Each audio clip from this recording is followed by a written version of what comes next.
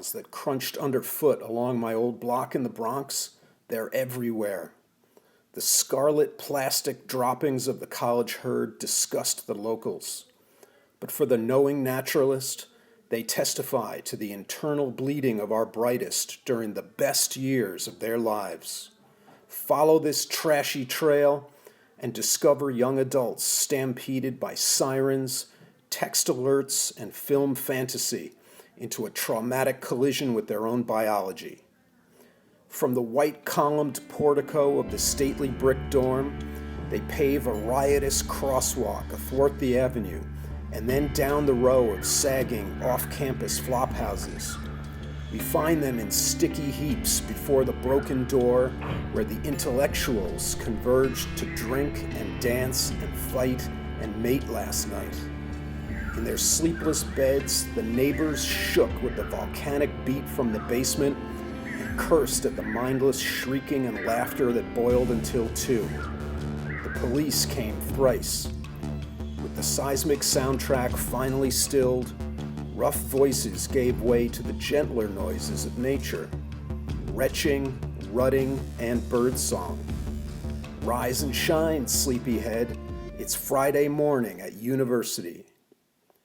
The seamy chronicles of Oxford, Milan, and Paris's Latin Quarter remind us that the open container and open robe have been as representative of the academy as the open mind has since the Middle Ages.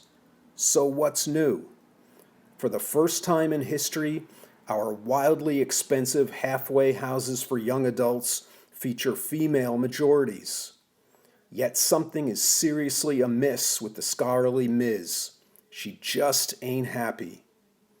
The drunken, loveless hookup culture she discovers that first weekend after sending her proud, tearful, terrified parents on their way shatters the romantic dream she packed so carefully for her new life.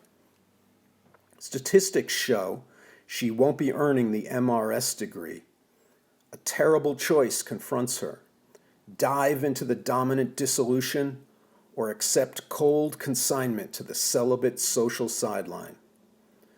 The moms and dads of many of today's students came of age when 18-year-olds could drink legally. As high schoolers or college freshmen, they matriculated in the multi-generational one-room schoolhouse called the bar room. Law, custom, and experience regulated behavior. It sounds counterintuitive, but tipplers imbibed social expectations and learned to be adults. Yes, some struggled with the tests, but liberty taught better than the 21-plus nanny state regime that now retards the development of responsibility. Although posturing politicos and fanatical activists hate to admit it, illicit binging not only claims lives across the country every year, it also fuels the cruel psychological machinery of real and imagined sexual assaults on campus. Beer pong and jungle juice smash fragile inhibitions. And in the regretful morning light, the hangover smothers the chance for truth and love between the sexes. Safety kills. The stupid smartphone never sleeps. It radiates parental control and peer pressure all at once. It tears at the callow chromosome of individuality from both ends. It ravishes reflection. It enslaves generations. The instant communication also animates instinctive mating strategies that once advanced the genes of our promiscuous, pre-agricultural ancestors and now trick near strangers out of their genes and into no-strings sex. Our cutting-edge technology unleashes the feral self. Anthropologists call us a pair-bonding species, but dating on campus is dead as the dodo, done in by the fickle digits. The finger swipes at pleasing pics on Tinder and drunken midnight sexting have short-circuited emotional coupling. The impulse rules instead.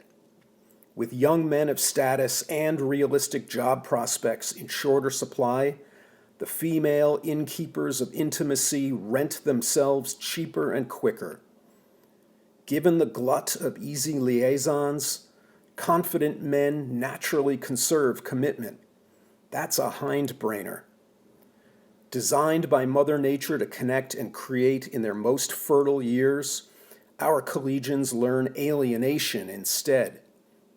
Consider it an internship in the single, childless worker drone life ahead.